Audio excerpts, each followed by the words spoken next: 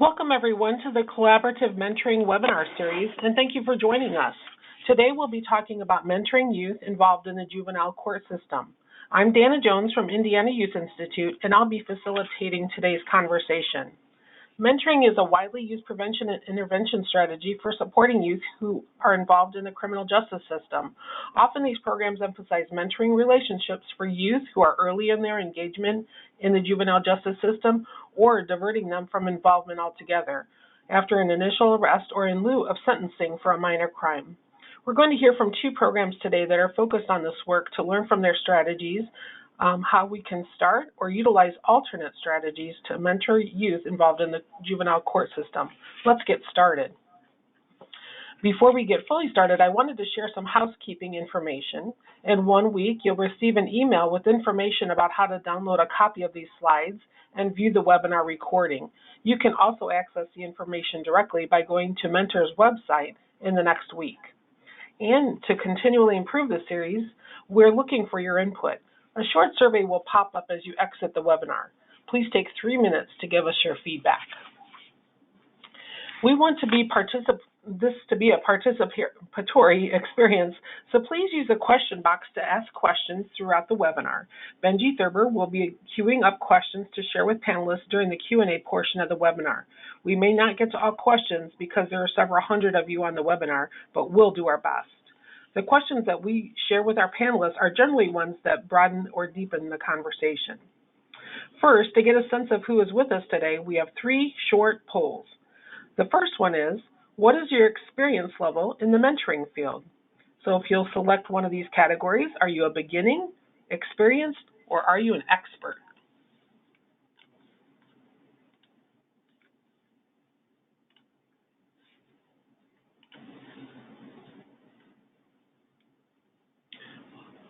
All right, so it looks like 48% of you rate yourself as experienced, 41% as beginners, and 11% of you are experts. Our second poll is, what is your role in the mentoring field? So we'll start that one, practitioner, researcher, technical assistance provider, funder, or other.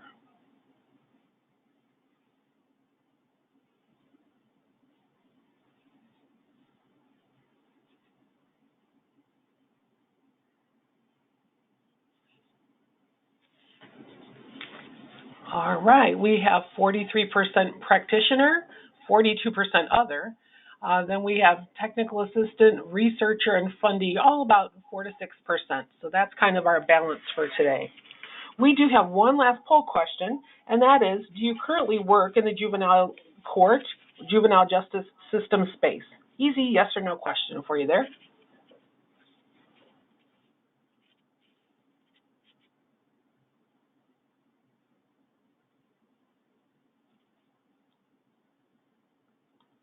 All right. Oh, a majority of you don't. So you're interested in learning more. So that's good to know. 65% to 35%.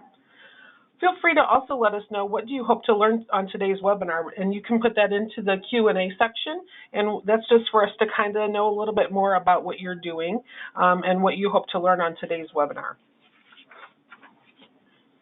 All right. Well, just a tiny bit about me is I am the Conferences and Training Manager at Indiana Youth Institute, which is the Mentor Indiana affiliate. I have a background in adult learning, early childhood education, and business administration. Prior to working at Indiana Youth Institute, I did work at the Indiana Department of Education. The focus for today's webinar is to look at effective practices for mentoring, modes of mentoring, models of mentoring, learning from successes, and also mentoring with a trauma-informed lens, which we're going to touch on at the end of the webinar. One of the important things for us to really be familiar with in mentoring is the elements of effective practice, and that's really relevant to this type of mentoring as well. So we just wanted to touch on a few points of that, is that every mentoring program should have a theory of change that explains how the mentoring services and the activities that mentors and mentees engage in will result in the desired outcomes at the participant and community level. So knowing that a good theory of change should illustrate how the program's work is designed to explicitly bring about change, as well as other external factors that influence program effectiveness. It should also explicitly show how a program, through the work of a mentor, achieves meaningful and measurable results and draws on relevant research and theory, really illustrating the validity of the program design and how the services align with local needs, the context, which is really important in this category of mentoring, and also the circumstances. We need to be able to recruit appropriate mentors and mentees by realistically describing the program's aims and expected outcomes. If they don't know that, it's likely not going to be very successful. Our recruitment materials need to be designed to attract and engage appropriate target audiences whose skills and motivations best match the goals and structure of the mentoring program. I felt that was a very important point, especially when working with youth that have been involved legally. The importance of the mentoring role can be publicized to a wide range of community groups such as faith-based and civic organizations, which we're speaking with a faith-based organization today, so you'll hear more from them. We want to screen prospective mentors to determine whether they have the time, commitment, and personal qualities to be safe and effective mentor, and screen those prospective mentees and their parents or guardians about whether they have the time, commitment, and desire to be effectively mentored. Of course, if they don't want to be in the program, it's going to be hard for it to be successful. The practices that are included in this standard are designed to keep all program participants safe. Conducting that interview at the prospective mentor's home can reveal even more information about the individual. Longer-term mentoring relationships are consistently associated with more benefits to youth than a shorter-term relationship. And some may, in this case, may be very long and some may be very short, just depending on their individual situation. We want to be sure to train prospective mentors, mentees, and mentees' parents or legal guardians in basic knowledge, attitudes, and skills needed to build an effective and safe mentoring relationship using culturally appropriate language and tools. Mentor training is particularly important because it has documented implications for match length, as well as both participants' perceptions about the quality of their mentor-mentee relationship. And training in everyone's roles, including those mentors, mentees, parents, or guardians, and staff, will help mentees understand the boundaries in the relationship.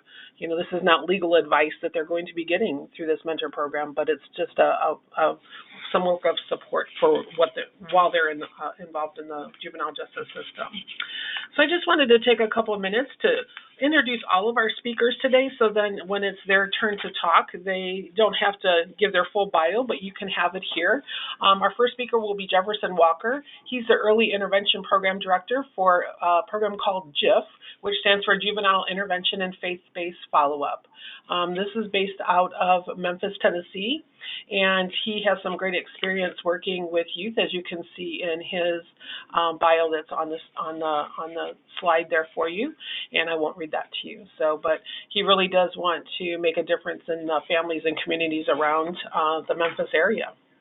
Our second speaker from the same program will be Ronald Frazier. He's the Juvenile Case Mentoring Program Director, and he's really been serving the community. He's a transplant from Chicago, so that's an interesting juxtaposition there. He is now in Memphis and is doing some great work with JIFF there as well, and he really wants to bring that end to the destructive cycle of juvenile crime, which we know is impacting our world on a daily basis. Our third presenter is Marlon Chambers, and he's from the Family Court of St. Louis County.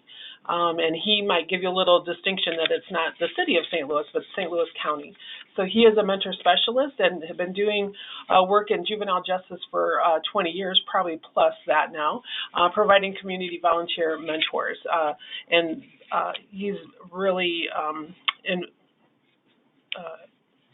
interested in a personal improvement and also being a mentor as well. And then lastly, my colleague from here at Indiana Youth Institute, we're going to have Dr. Carlin Tishner. He's our Director of Social Emotional Health, and he's going to add information at the end and use some of the information that the programs are going to share about including information on trauma-informed programming for all mentoring programs, but specifically for this population involved in juvenile justice. So looking at with that lens of trauma-informed, typically there's a lot of trauma involved when there's also criminal activity or having troubles assimilating into typical situations. And so he's going to bring some great information as well, and not just for mentor programs, but for all youth serving programs. So it's a great bit of information. So we're going to get started now with our speakers, and Jefferson's going to kick us off. So here we go. Hey, good afternoon, everybody. It's good to be with y'all. Just want to introduce JIFF and our mission, our vision, what we do, some of the key programs that we have here at JIFF, and then we'll jump into mentoring and how that's been one of our most important components. And so when we look at the history of JIFF, as you can see on the slide, we were founded in 2003. We moved to the present location in 2009. Our mission is stated to break the destructive cycle of juvenile crime through Christ-centered intervention for youth aged.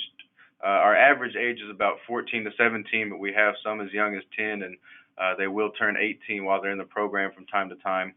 Our vision is to see youth flourish, free from that life of crime, and so over the past 12 years or so, 900 youth have been referred by YSB, the Youth Service Bureau, in multiple zip codes within Memphis. And so the next slide will be defining the problem, some of the things that we see in JIFF and in Memphis, and I'll let Ron kick us off with that.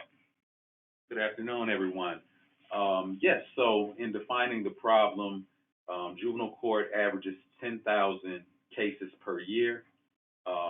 Complaints can involve multiple offenses or single offenses or a single offense. 871 youth in 2016 admitted to the Juvenile Detention Center. Average nightly occupancy around 65 individuals. The cost to place a youth in detention is roughly $250 a day. Average stay is 60 days, so that equates to around $15,000. JIFF cost here for a 16-week intervention program is $5,200 at serving 150 youth per year. And I want you guys to keep in mind that this JIFF program, this is our lengthiest program and most intensive program that we offer in this 16 weeks. Yeah. So we'll go into the next slide, which is the JIFF youth profile. Youth participants on house arrest, some are on house arrest. Average number of arrests per youth is 5. It's a lot of gang involvement. Average number of siblings per household is 5. The average 4 years behind in school. Percent of youth that reside in single parent households is around 95%. So a couple more things that I wanted to include is our youth, some of our youth have ankle monitors, are on 6 months probation, most of them are in alternative schools, and many are in gangs and or cliques. And so in looking at the youth profile and seeing what our youth are experiencing on a day-to-day basis, if we go to the next slide, we'll kind of describe how JIFF came into existence, what our practices are. So the Juvenile Detention Alternative Initiatives, it was started somewhere in the early 90s, and it uses a best practice model to reduce the number of youth incarcerated through restorative justice practices and evidence-based programming. And so looking at how JIFF operates and through us, we are an alternative to detention. So the youth are referred to us, and we put them in one of our 3 main programs, which we're going to get to, and we're going to discuss in a little bit of detail what we do. But research and study shows that youth that are arrested actually receive brain trauma that is similar to soldiers when they go off to war. And so the Juvenile Detention Alternatives Initiative was started to reduce that scarring of the brain and that traumatic event happening at such a young age.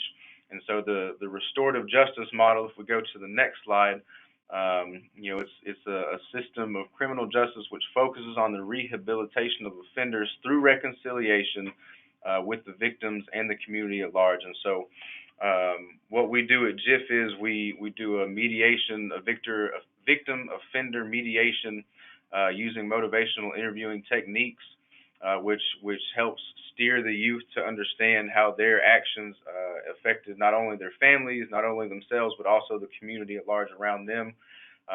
We don't have the victims in the room with them, but we do facilitate it as if they were there, and just to help them understand that impact. For two of our main programs, our youth do write an apology letter as if they were writing it to the affected population, as well as doing their community service, which we explain to them has two benefits. One, it restores their image, and it helps them redefine who they are in the community, but also, it redefines who youth are in the community of Memphis, and helps us give them some buy-in into why we want to transform who they are in the community. And so we'll describe our first program as the ERC Evening Reporting Center, and Ron will explain that one for us. Okay, yes, so the Evening Reporting Center launched in 2016. It's a national model. We serve youth from the ages of 12 to 17, 1 or 2 arrests.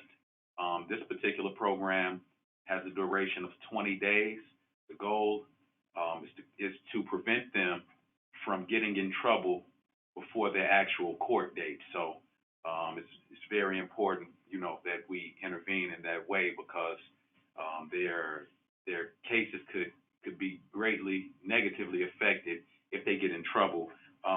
We serve them during the peak hours of 4 p.m. and 8 p.m., which are the peak hours of crime. So after school. So that's kind of, in a nutshell, what the Evening Reporting Center embodies. The next program, the EIP Early Intervention Program, actually operated under a different name in a different organization and was merged with JIFF around 2015, 2016. We serve ages 10 to 17, male and female, and this is for youth that have 2 to 3 cases. And we've seen a great deal of success through the intervention services, but also, and we'll get to in a little bit, but the mentoring on the back end is where we've seen a lot of the success come from. And so if we go to the next slide, we'll see that it's a 3 to 4 month program. We have 18 hours of character development programming, which is based and centered around creating awareness for the youth, how the decisions that they make were formed in their own lives, and the impact of the community around them and their environment. Like I said earlier, we have the mediation that we do for each youth before they come to the program, and the community service aspect, which we call acts of kindness. And that's just, again, them choosing people in the community that they want to do an act of kindness for, and then they're able to see the positive impact they have on somebody's life, rather than a negative impact. In our next program, JIFF Case Mentoring, Ronald will walk us through that. Okay, so the JIFF Case Mentoring Program launched in 2003. We serve youth from the ages of 12 to 17. The number of average arrests would be 3+.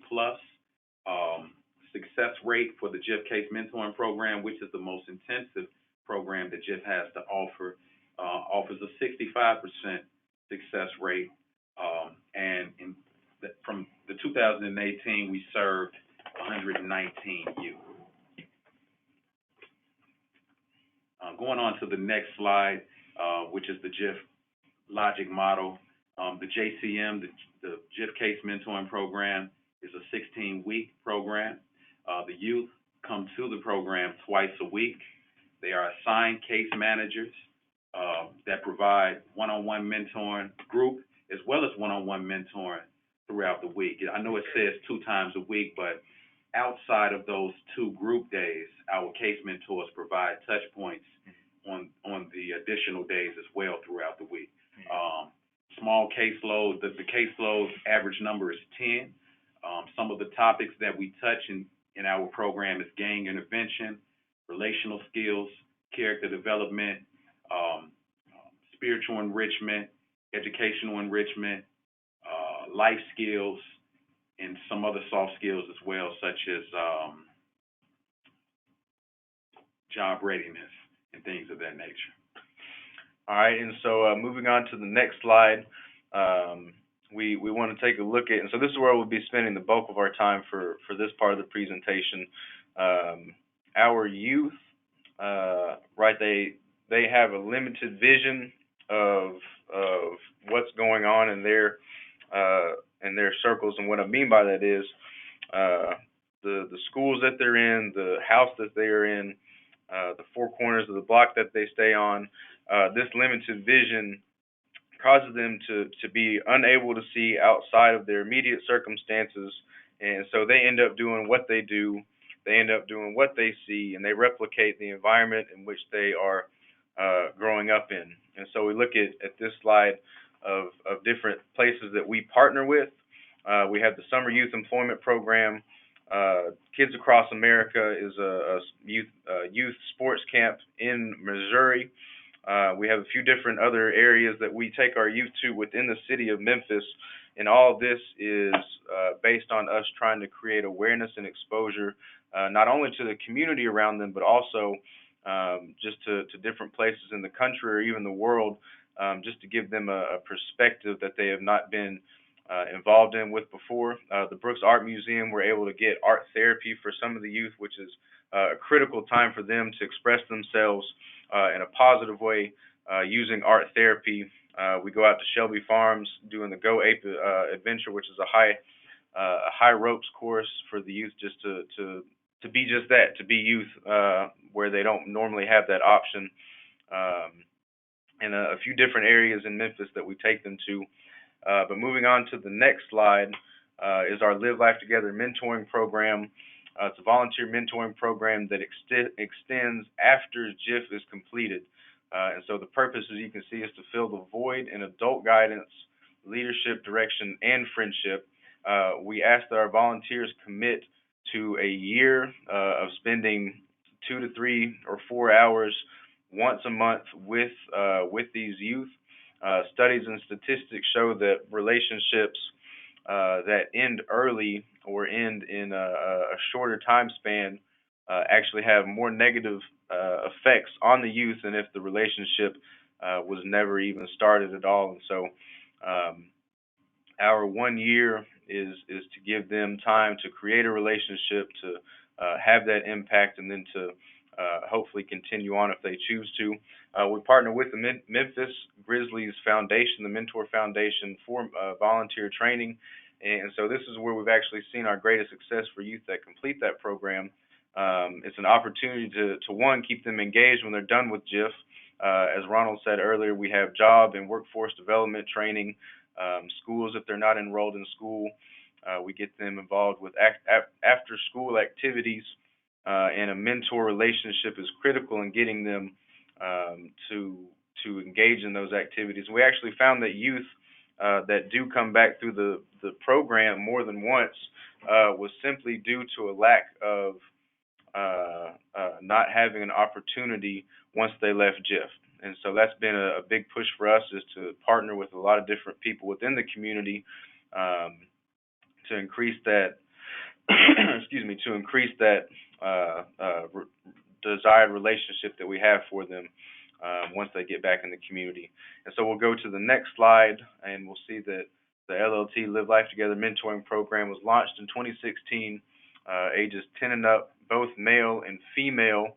And I've got a few just stories that I want to highlight, and I'll save the names just for the sake of those youth and mentors. But I had one mentor and one youth who was struggling in school, did not have a job.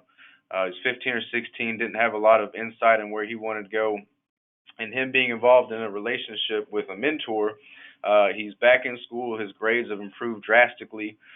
He now has a job, I think, at the Kroger's, if I remember correctly. He is 15 or 16 years old, and he has already written his letter to the judge at juvenile court for his record to be expunged once he turns 18. None of this would have been possible if it hadn't have been through the mentor relationship in that time of him transitioning from JIFF back into the community. I have another young lady who was looking at 20 to 30 years being tried as an adult for the situation that she was in. She was in the program with a very difficult attitude, and upon having a mentor relationship outside of JIFF, she opened up drastically. We're still waiting on the end of the court case, but the attitude change that we've seen has been greatly increased through that mentor relationship. Another young man, unfortunately, that we pitched the idea of having a mentor relationship with, he did not choose to enter into that relationship, and he was actually killed wrongly. He was wrongly spotted in the back of a gas station and was actually shot. And so we have two very different stories, one of success and one of not success when we look at mentoring relationships. And so that's kind of the goal of our mentors, is for them to create awareness, to be that eye to lean on, that person in their life that can help them through those difficult challenges. And this is how we best support the youth through crisis, through transition, through a number of different things. You know, we want them to be exposed to relationships within the community, we want them to be exposed to positive things in the community, and somebody that can also just help them get through those next steps. And one thing I didn't mention earlier, we have, so this will be the one-on-one mentoring aspect. We also have group mentoring, which happens here at JIFF, where we have volunteers and mentors come in and sit with us in class. They help facilitate small group discussion at the tables. They help provide wisdom and insight in areas that we may not be able to or may not be able to see while we're facilitating class. But also we allow them to organically create relationships through the group mentoring process, which is actually where we've seen the most success for our youth when they do get matched up after JIFF. And so if we go on to the next slide, our final two slides, this is one example of one of our youth that came through the program, went through, I believe it was JCM, did a great job in the program, had a mentor, and now, as you can see, he is serving as a police officer in Memphis, not only protecting and serving, but giving back through mentoring, and it's just been an incredible success story for us. And then our last slide that we want to highlight is our young man Cornelius. Same story, same situation. Young man from South Memphis came into the program, and through mentoring, specifically after he graduated JIFF, he's gotten a job at Lenny's. He's had a job at the Texas Day Brazil. It's been multiple spots that he's been able to sharpen his skills and tool set to be able to be going to these higher level organizations as a cook and finding a lot of success. And so these relationships and these youth that we wanted to highlight would not be there if it weren't for the mentoring aspect. The limited vision would still be limited, and they would still be making those same decisions. But again, through mentoring relationships, through the EIP trainings that we've been able to go through with the Memphis Mentor Grizzlies Foundation, we've been able to not only provide them with a mentor relationship, but put in the best practices for our organization to be able to train our mentors, to be able to effectively change the community from the inside out. And it starts with these youth, and it starts with these relationships. And so with that, we will pass it on to the next presenter. Thanks.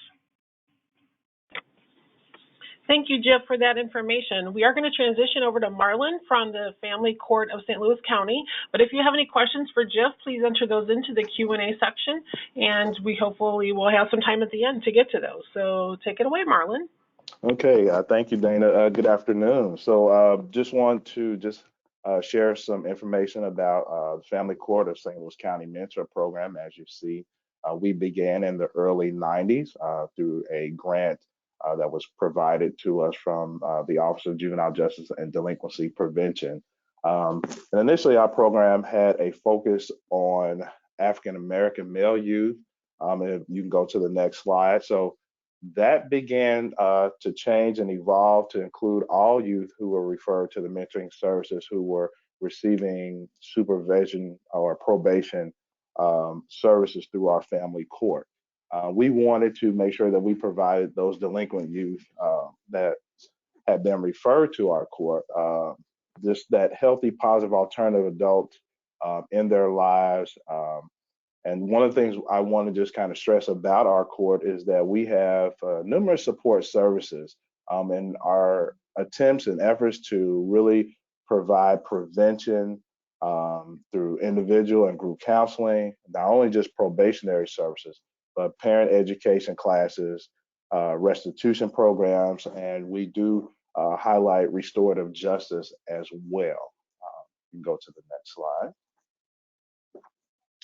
So we have basically two types of mentoring services that we provide youth that are referred to our family court for mentoring services. We have the traditional one-on-one, and then we also have a group mentor psych program that we have instituted as well. So the primary function of our mentor program is really to provide those youth with positive adult role models who will guide and support them through their process of and their experiences with our court system. We want to make sure that we provide that volunteer mentor to influence behaviors, attitudes, and just overall perspective and adjustment as they face their different life challenges. So our typical age range is male and female from 12 to 16 years of age. Most of those youth will receive one or two forms of supervision or probation. It's usually formal or informal. And then those youth will then be referred to our mentor program through their deputy juvenile officer or probation officer in the adult court. And so we usually want to make sure that we take whatever efforts that we can to provide them that support that they need during the life of their case. If you can go to the next slide. So just looking at one of our modes of mentoring. So the one-on-one mentoring relationship usually consists of a couple of things that we want to see happen in that relationship with that youth and that mentor. For sure, we want them to be a good listener, because that is so necessary for our kids to be able to have that extra outlet to share about any type of issues and challenges that they may have going on. It is just not just about having recreational activity or fun, though we do want to include that, but we also want to make sure that that mentor understands that they are there not necessarily as a parent or even the type of parent, but they are just there to be that extra support that provides them with that listening ear, to give them that opportunity to kind of talk things out. Maybe sometimes that mentor may find themselves in a role of being a counselor. Young people gain a different perspective when they have someone in their lives who has their best interests at heart. And so in order to successfully deal with a lot of challenges, they need to have someone in their lives to provide them a different viewpoint about life through discussion and relationship. We also want to make sure that when they are in relationship with that mentor, that they also have a coaching aspect. Who doesn't want to be encouraged, to know that they're doing well, to identify improvements and giving them feedback, because they're going through all kinds of challenges, and we want to make sure that through that experience with our mentor program that they are being supported through those challenges and encouraged along the way. So there also exists an education or educator component too. So some of our volunteer mentors are educators by profession.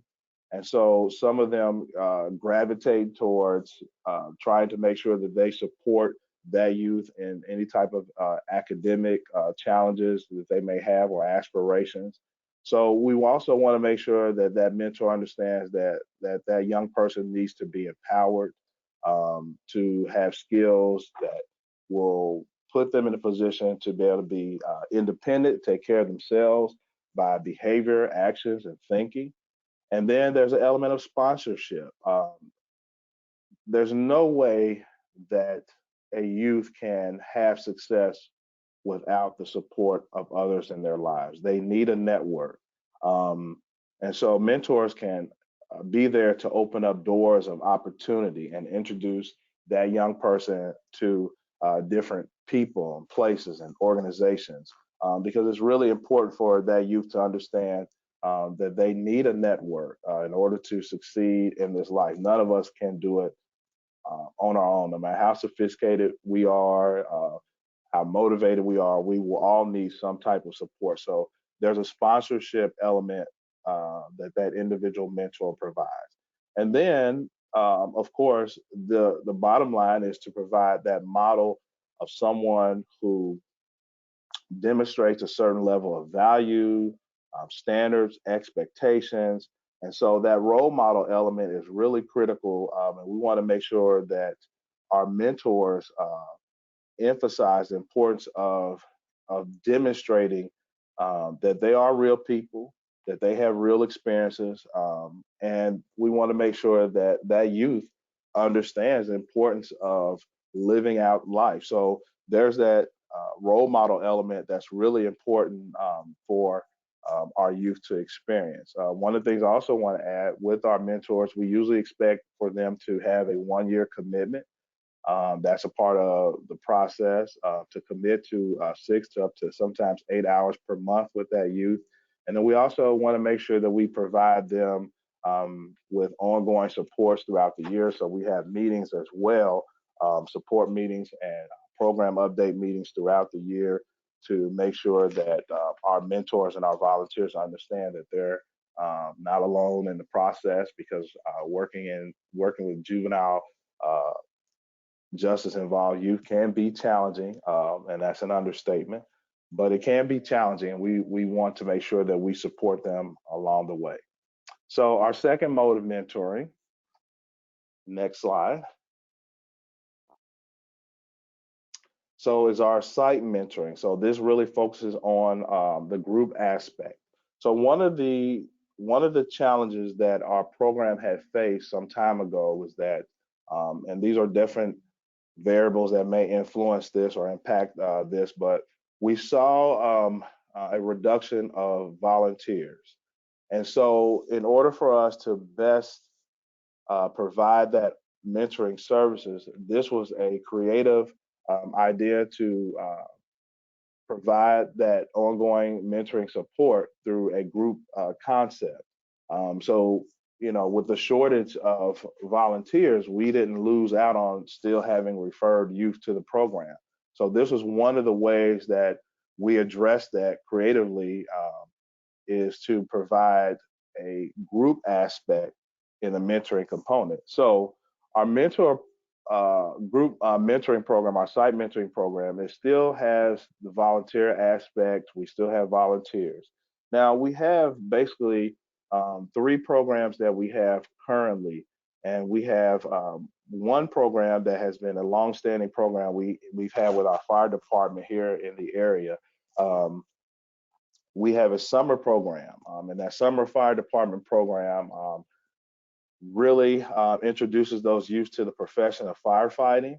The men and women at the fire department serve as mentors to the youth, and they introduce them to this profession. And through that experience, they learn about teamwork, safety.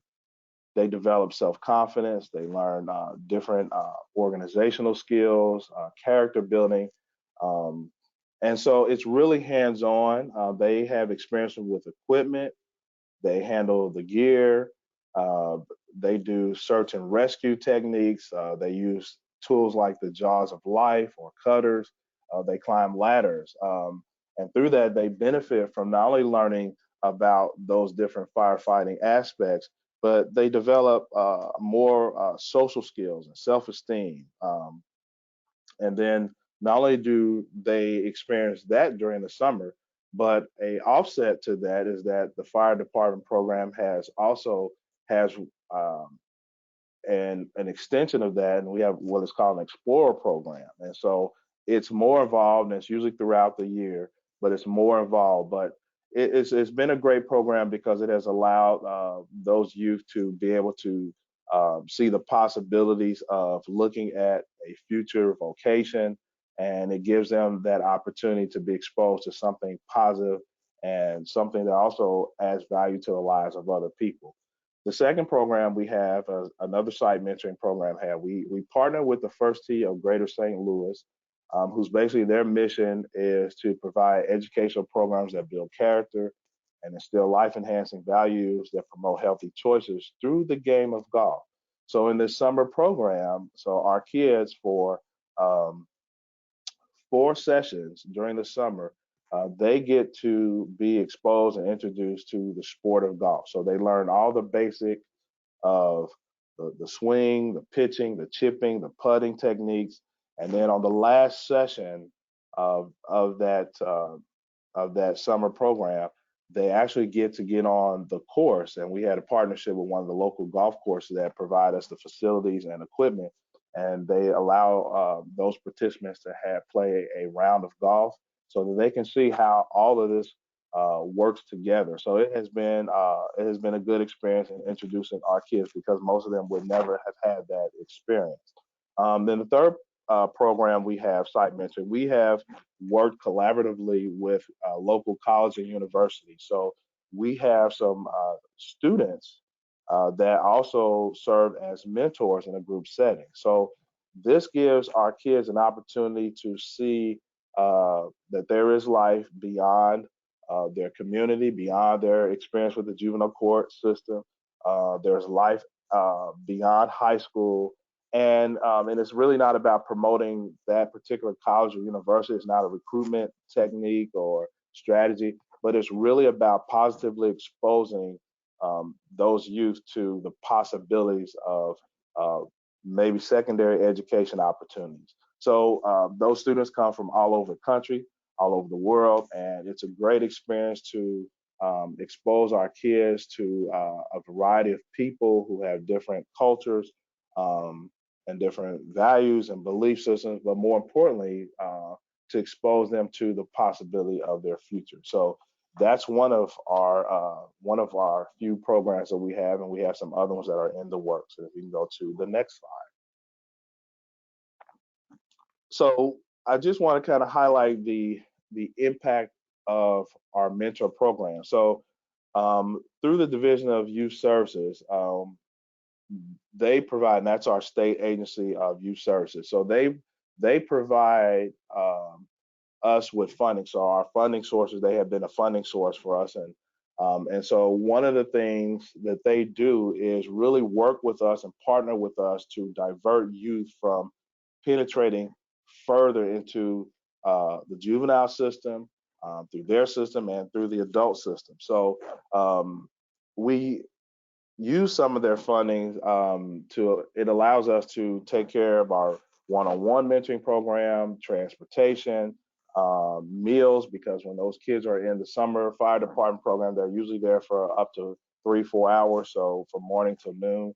So they provide food for us so that we can give kids breakfast, snacks, and things like that. But the highlight of that is that this impact is that we in 2018 through 19, we served up to 25 kids, and only one of those 25 had been committed to the state youth servicing agency of the Missouri Department of Youth Services, and 0 of them uh, had to be certified as an adult. So that's something we really want to highlight because that is the objective. We as a family court and as a mentor program, we want to prevent kids from going further into justice involved systems. And so that's one of those areas that we are really proud of to highlight because as you see, there's a 96% diversion that we have been able to successfully, through these programs, prevent kids from going further through the justice system. And that's a win-win for us as a court, as a community, and as a mentor program to see that we are doing our due diligence to divert kids from going into the justice system any further. If you go to the next slide. So again, as I mentioned, so the Missouri Department of Youth Services, their vision is basically that every young person served in Missouri Division of Youth Service will become a productive citizen and lead a fulfilling life. So they provide individualized, comprehensive, strength and needs-based services that enable youth to successfully return back into their home, communities, and schools. And so they have been very beneficial in providing us the funding that we need in order to successfully divert youth from penetrating further into our justice systems. So that's our mentor program from the Family Court of St. Louis County. Great, thanks so much for sharing all that. And now Carlin's going to talk to us about trauma-informed lens in our mentoring. Good afternoon, everyone. It's so great to be with you, and I so appreciate the comments by Jefferson, Ronald, and Marlon about their programs. Definitely innovative programs and powerful programs in their intention and then the outcomes that were discussed today. Today, I'm going to share just a brief overview of what trauma-informed mentoring might look like. I want to highlight that this is not an exhaustive conversation, being that we have limited time, but it's just a few ideas that will help us guide our thinking as we continue to think about what it looks like to be trauma-sensitive, trauma-informed, and responsive to the needs of youth, particularly those who are being mentored when they have exposure to trauma. Next slide. So it's important for us to first define trauma, and I'll give you a chance to read the slide, but it's really important to understand it is an event, and it's an event that has an adverse, lasting effect. And so there are many types of traumas, which we'll talk about in a second, but these are two definitions that guide our thinking around what it means to have trauma exposure, and then the types of responses in our bodies, both physiological, psychological, emotional, social, physical, and even spiritual responses as we think about how this looks in our lives. Next slide. So I want to highlight just three main types of trauma. Clearly, there are others that we could have discussed, but we wanted to talk about these three in particular because they're the most common. And so acute is a single incident, still having an adverse, long-lasting effect, but it's a single incident. That might be a car accident of yourself or a loved one that might create some residual effect on your mind, your psychology, your emotions, and so on. Chronic is different in the sense that it's repeated and prolonged over time. So this might be sexual assault, sexual abuse, exposure to complex trauma in your life. You may be both poor and experiencing some type of abuse in your home. And so that is chronic over time, and it is a long-lasting impact as well.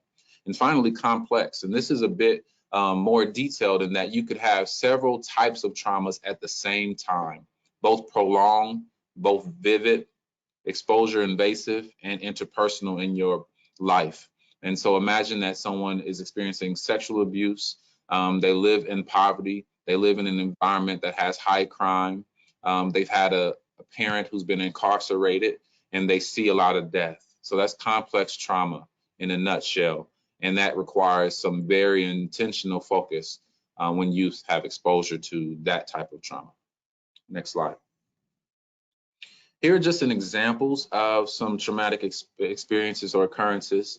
Again, it's important to note that this is not an exhaustive list, but it's a few examples of what it might look like for our youth.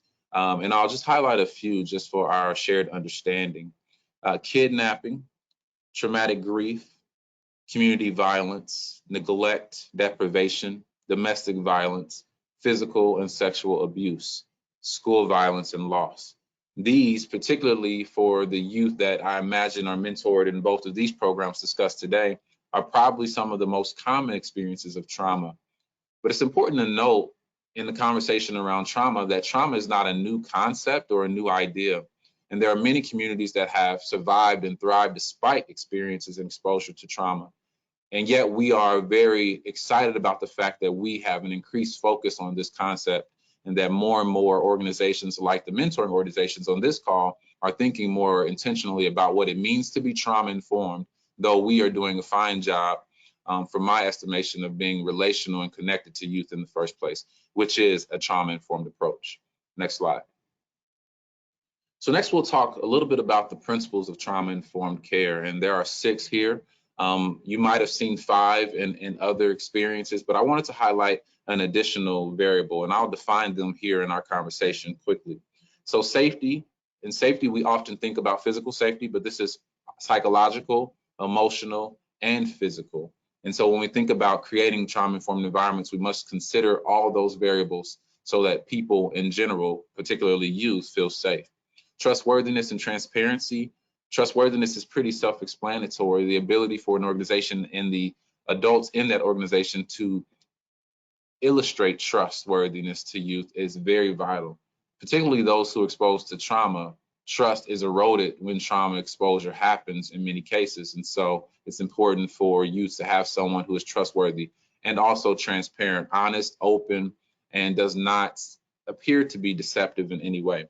Peer support is an additional concept here, and it's really creating some collaborative opportunities for youth to support one another, that lateral peer mentoring approach, recognizing that youth are at different levels and continuums, and allowing them spaces to positively role model for one another is essential for organizations. Number 4 is collaboration mutuality. Collaboration is what was mentioned by Marlon, the ability to collaborate with other entities to support youth in comprehensive ways, but also teaching youth how to collaborate with those entities so that they can increase their trust factor, but also increase their awareness of what's possible for themselves and increase their trust in the systems and the social supports that exist within their communities. Empower, voice, and choice is a really important concept here. It's probably one of my favorites. The idea that we are empowering youth to be the champions of their own solutions rather than imposing solutions onto them. This is a really important concept when you think about trauma-informed, giving kids agency, self-efficacy, and allowing them to exercise choice and their voice in the process of their lives. This is really vital. Oftentimes when we think about community violence, for example, it's happening to us. And so in order to design a conversation for youth to recognize that they have some form of control, if not just their choice, in order to transform their environments, this is a vital aspect of helping youth to see themselves in more positive ways as overcomers and not being required to exist in the community in which they've experienced that trauma. They have other opportunities beyond that. They do not have to allow their mistake to become their life. And finally, number 6 is what was added, and it's this idea of cultural history and gender issues. Oftentimes when we think about trauma-informed care, we do not necessarily think about number 6. There are communities who have been marginalized historically: African Americans, Native Americans, Asian Americans, those from the Holocaust, Jewish communities. And so if we do not consider the cultural histories of communities and how that historical trauma has translated into their homes and their families, then we're doing a disservice. And so we must think about cultural history as we think about trauma-informed care. And we also must think about gender normativity and the diversity as it relates to gender issues, and making sure that we're responsive to identification and also responsive and supportive in ways that help you feel empowered to make choices and to live in the way that makes sense for them with self-efficacy. Next slide. So here quickly are the 4 R's of trauma-informed practices: realization, recognition or recognizing, responding, and resisting. And so it's important for us to be aware, both to recognize and realize the effect of trauma, but also to be able to recognize the signs of trauma, recognizing that there are youth who might be hypoactive and youth who are hyperactive. Hypo might be someone who is lower in their energy. Hyper is something we're more familiar with as someone who's high in their energy, reactivity. We oftentimes pay a lot of attention to the youth who are hyperactive, who demonstrate outwardly their reactions, but we must be also mindful of those youth who internalize their traumatic experiences. And so thinking more creatively around those ideas is important. We also must learn how to respond in ways that are thoughtful versus reacting to a traumatic response or to a response from a youth who is experiencing some reaction. And we must also be mindful of always resisting re-traumatization in all contexts. Next slide. So here quickly, for sake of time, I won't go through these in too much detail, but I'll just highlight ways in which organizations can become more trauma-informed. And this idea of routine screening for youth exposed to trauma is something that we need to think more strategically about. The ACEs screener, for example, Adverse Childhood Experiences screener, allows us to gauge the extent to which youth have been exposed to trauma and maybe put some parameters and some supports in place based on the scores that youth might have on those screeners. The additional thing that I'll talk about here is engaging in efforts to strengthen the resilience and protective factors of children and families impacted by and vulnerable to trauma. We oftentimes assume that there is no resilience, but the truth is many of our families, if not all of our families, are incredibly resilient and they do have some protective factors. Our job is to enhance those protective factors and create some social supports around those protective factors so that they're more normative and supportive of future success for youth and families in our programs. Next slide.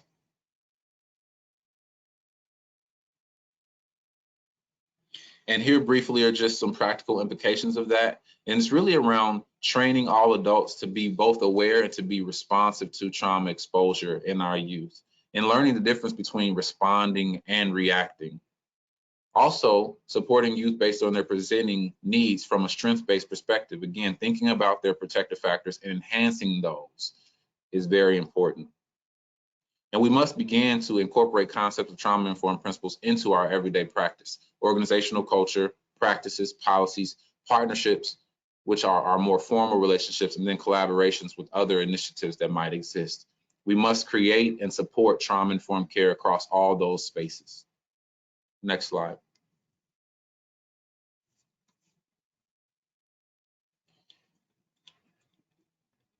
So that just concludes my thoughts. At this point, again, not exhaustive conversation here, but just some things to consider as we become more interested in trauma-informed mentoring and the value that that holds in being more relational and connected and responsive to the needs of youth who may be exposed to trauma. Well, thank you, Carlin, for that great information. Again, that's just kind of the tip of the iceberg for our trauma-informed lens in our programming. So hopefully you guys can look for some further resources and seek additional information on that as you design or continue to develop your program. So we're going to turn it over to Benji now, who is going to kind of facilitate our questions that you guys, I'm sure, have been submitting for our speakers. So they'll respond as needed. So thank you, Benji. Thank you. The first question I have here is for Carlin, and it's sort of along those lines. Where can we find more training and resources on being trauma-informed?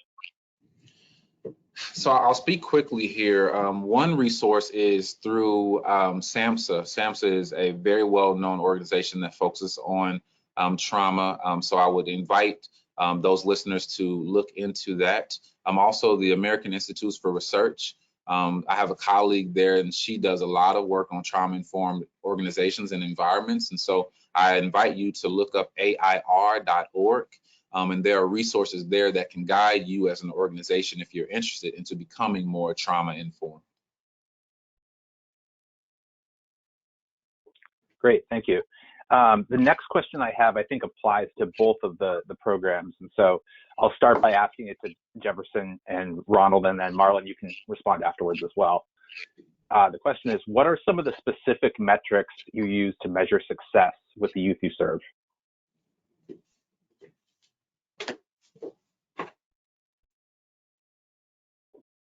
And Jefferson and Ronald, if you want to respond first, that would be great.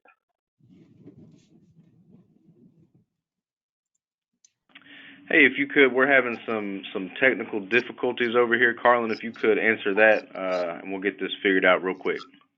Thanks. All right, if you could repeat the question just so that I can think about that clearly. Yep. What are some of the specific metrics that you use to measure success with the youth that you serve in your programs? Yeah, so I'll just be as good as I can on this answer because I think the question is real designed for these particular programs. But some measurements that I've seen is self-esteem scales and identity scales, allowing youth in the mentoring programs to do some pre and post tests in those areas to be able to conceptualize how they feel about themselves and view their worlds around them.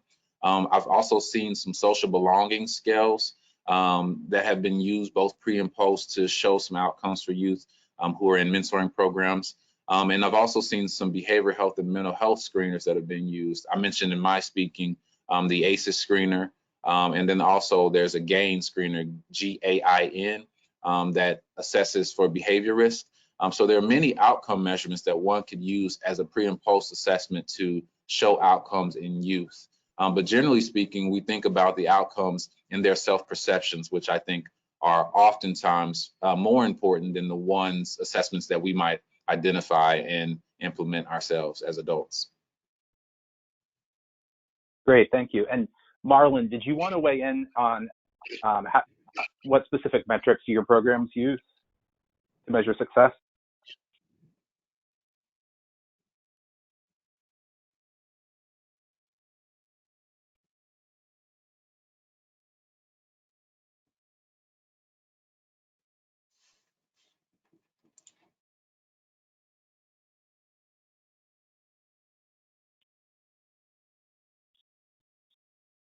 Hey, while Marlon is getting back on, I think we figured out our technical difficulty.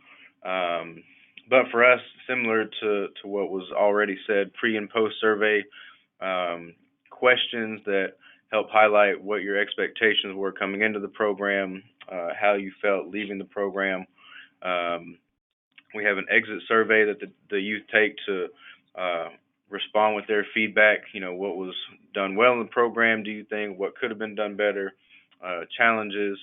And then we also have recidivism reports that we receive from the juvenile courts to measure, you know, how are our youth doing 1 year, 2 years, 5 years outside of the program, before they turn 18, after they turn 18 in the adult system. We track that very heavily to make sure to see what kind of success we're having as a result of them exiting the program. Great. And Marlon, have you been able to get reconnected to the audio?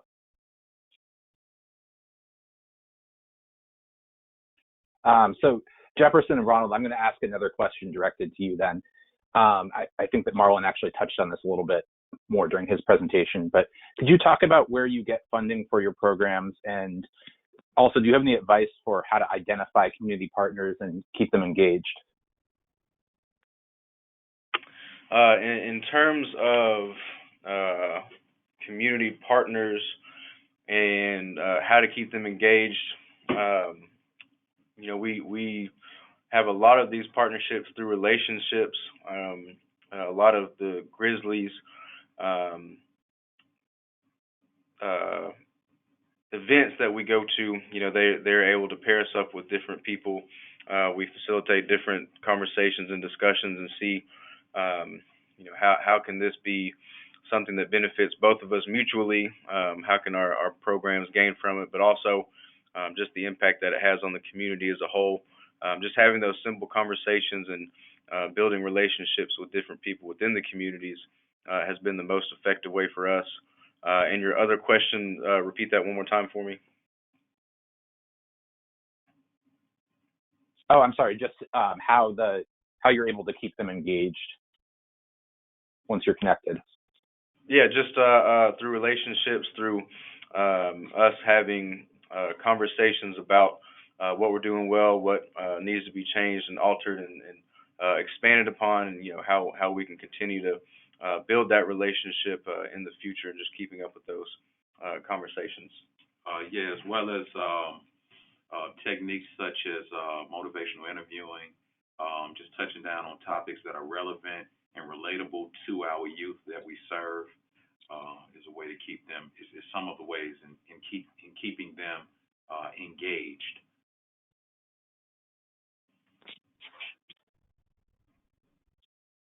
Great. And the next question I have here is, what kind of background do the mentors in your program have, and how do you identify whether or not they would be a good fit for working with the youth population?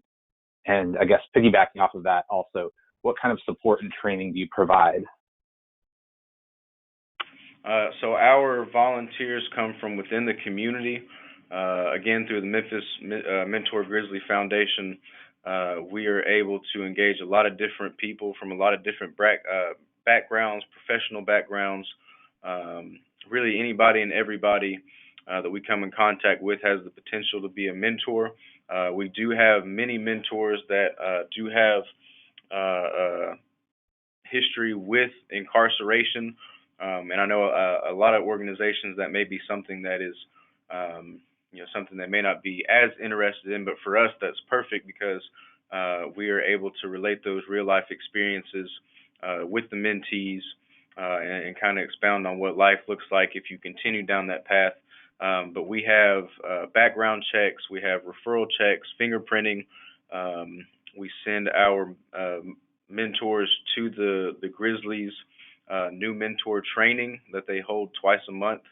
And through that, they're able to get an understanding and an overview of what it looks like to be a mentor, the do's and don'ts, the things that you want to focus on, the things you want to avoid, how to effectively build a relationship with that mentee, and especially for us and our background, we just try to help them understand what that looks like. And specifically for us, the staff here at JIFF are going through what's called CPS training, collaborative problem solving, through one of our partnerships with youth villages. And so that gives us a direct insight into how to better effectively communicate with our youth, especially, going through the slides of the traumatic backgrounds and the youth that we serve. We know a great majority of them have experienced multiple things in those arenas. And so through the CPS training, we're actually able to navigate those waters more effectively and a lot more confidently for us as a result of those trainings. Great. And I think we have Marlon back on the line now. Marlon, did you want to weigh in as well and talk a little bit about how you identify mentors for your program and the types of support and training that you provide?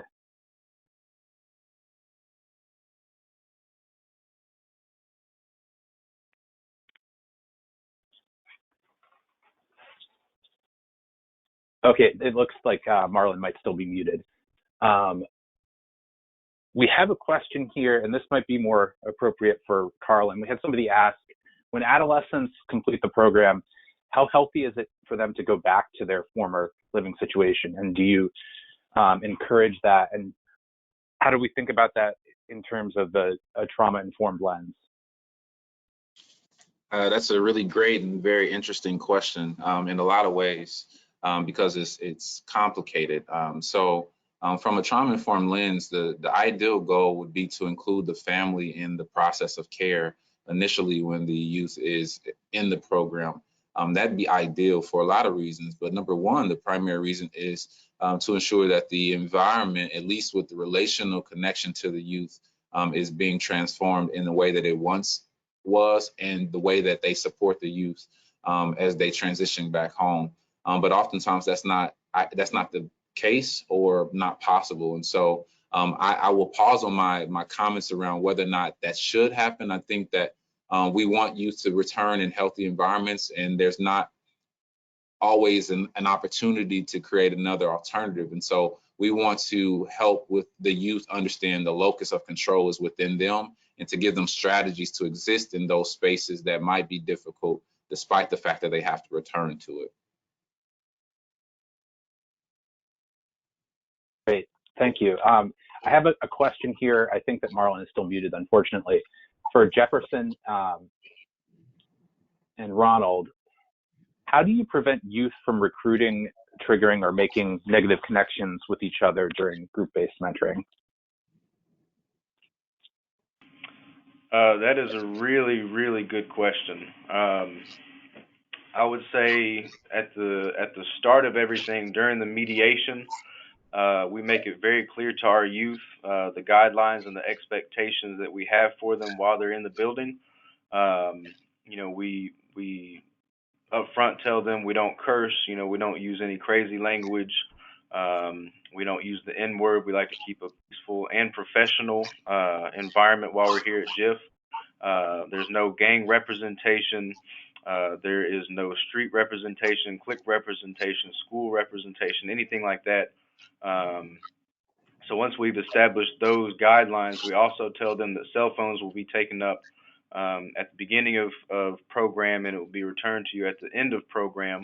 And throughout the entirety of them being at JIFF, so when they come here, they're here from 4:30 to 7:30 roughly.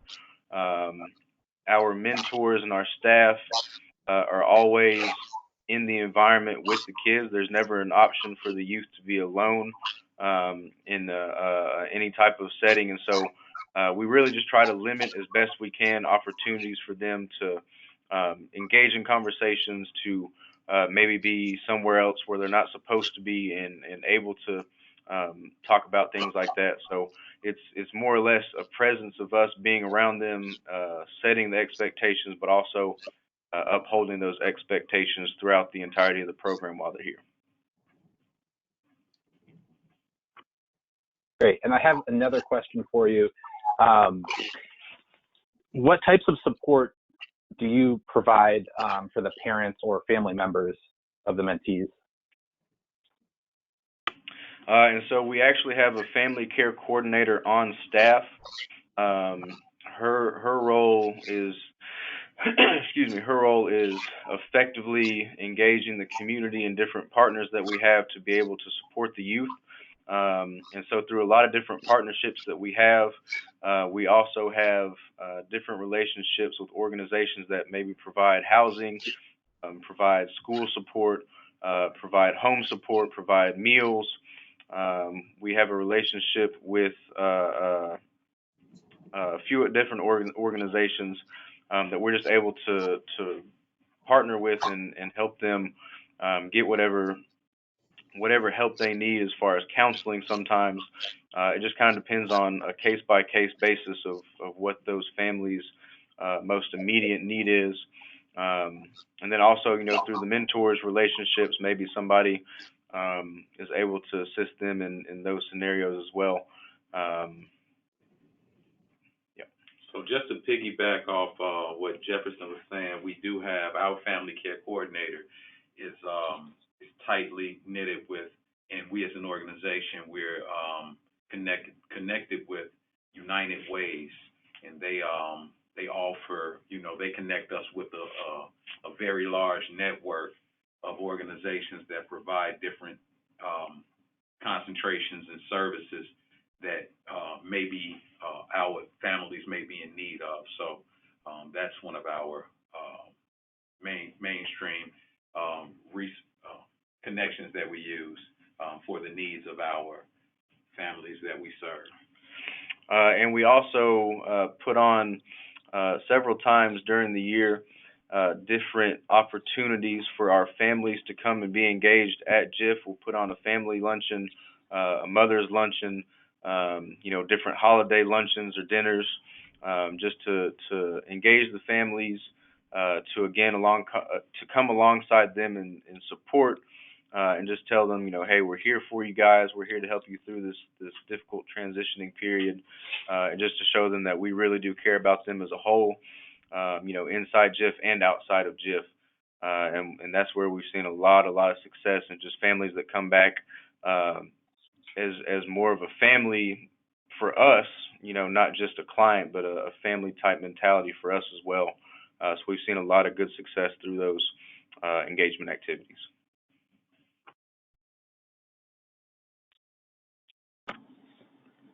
Well, thank you so much for all the great questions that were sent in. We really appreciate that today. As you can see on this slide, we have the contact emails for our participants today. We did have some audio problems with Marlon. So Marlon, we are so sorry that we couldn't hear you again later. So Marlon said if anyone has questions, just to send him an email. So you can see his email listed on that slide. So again, sorry about not getting to hear back from Marlon on your questions.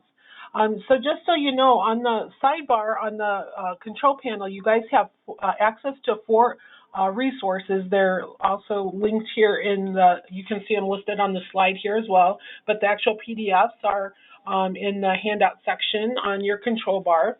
And then there's also other resources on the National Mentoring Resource at the National Mentoring Resource Center, and that you might find additional helps there as well. So in addition, Mentor Skills impact by developing and supporting a national network of affiliates These affiliates provide the leadership and infrastructure necessary to support the expansion of quality mentoring relationships in local communities or statewide. Mentor affiliates also serve a unique role as a clearinghouse for training, resources, public awareness, and advocacy. We encourage you to find out whether you have an affiliate in your region and connect with them to learn about local resources and training opportunities. Additionally, we encourage you to register your program with the Mentoring Connector, a national database of mentoring programs. The zip code searchable database allows mentors and mentees from across the country to find your program. Finally, check out the OJJDP National Mentoring Resource Center website for no-cost mentoring resources to help you apply evidence-based mentoring practices to your program. The OJJDP and MRC provides evidence reviews on mentoring models and mentoring for special populations, implementation resources, from training manuals to mentor guides, reviewed by the MMRC Research Board, and the opportunity to request no-cost training or technical assistance. And just as a reminder, 1 week after the webinar, all attendees will receive an email with a link to the Collaborative Mentoring Webinar Series webpage, where we will post the recording, the slides from today's presentation, and additional resources. Also, don't forget we want your feedback, so at the end of today's webinar, please answer the short survey and help us make this series even better. Be sure to visit the CMWS page on the Mentor website for an archive of all past webinars and information about upcoming webinars. And next month's webinar is Youth Voice in Mentoring. Thanks everyone for joining us today. Please join us next month on March 19th for our next webinar. Have a good afternoon.